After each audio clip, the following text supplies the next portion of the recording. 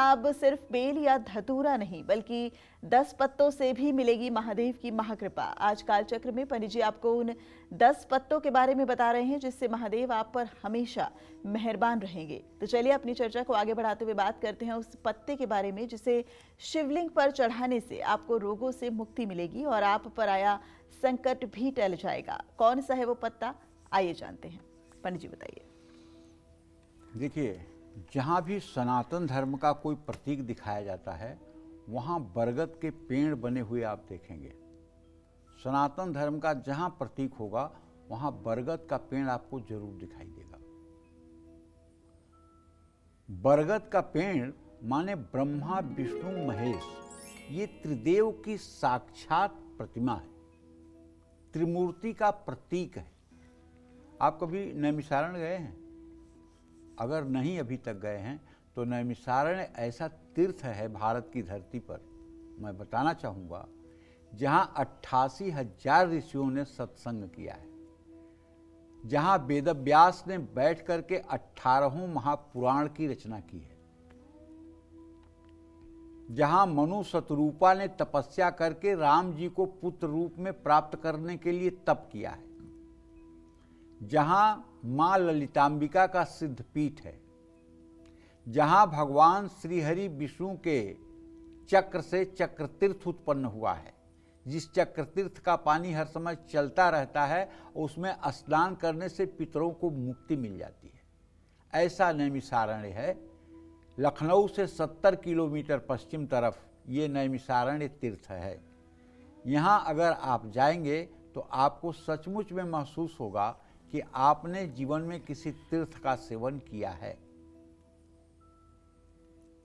तो नैमिषारण्य की बात इसलिए कर रहा हूं कि नैमिषारण्य जो है एक बहुत ही पवित्र तीर्थ है और वहां एक बरगद का पेड़ है। ये चर्चा करने का आशय ये है, उस बरगद के पेड़ के नीचे बैठ करके, वटवृक्ष के नीचे बैठ करके माना जाता है कि वेदव्यास ने 18 महापुराणों की रचना की।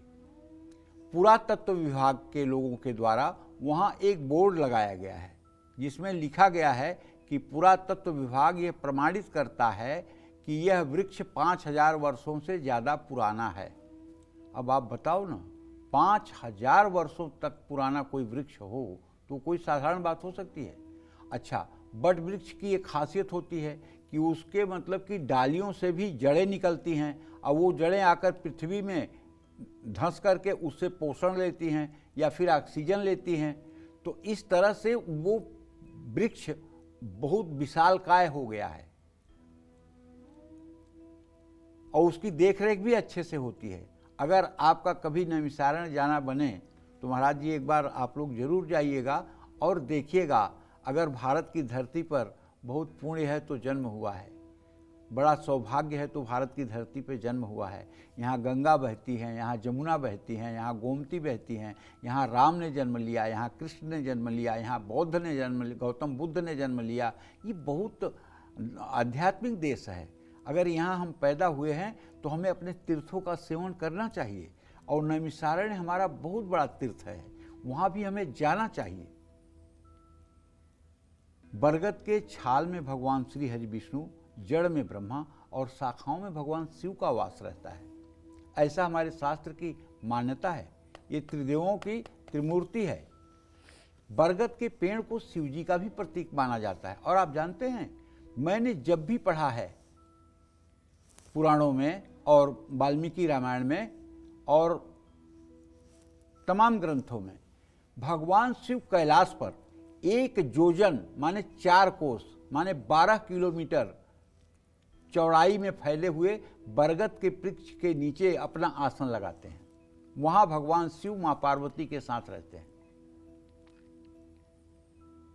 बट वृक्ष के नीचे भगवान शिव रहते हैं। बट वृक्ष इतना प्यारा है उनको। तो या तो कोई गंभीर बीमारी हो या अल्पायु योग किसी ने आपको बताया हो या आपको लगता हो या किसी को बार बार एक्सीडेंट हो रहा है या कुंडली में मंगल ग्रह अशुभ स्थिति में है, तो शिवलिंग पर अगर आप बरगद का पत्ता महामृत्युंजय मंत्र के द्वारा अर्पित करें और बरगद की छाया का सकारात्मक प्रभाव आपके मन पर भी पड़े तो निश्चित रूप से आप दीर्घायु हो जाएंगे। बरगद के पेड़ में जल चढ़ाने से शिव और शनि दोनों की कृपा प्राप्त होती है। इससे संतान सुख की भी प्राप्ति होती है। जय मां विंध्यवासिनी।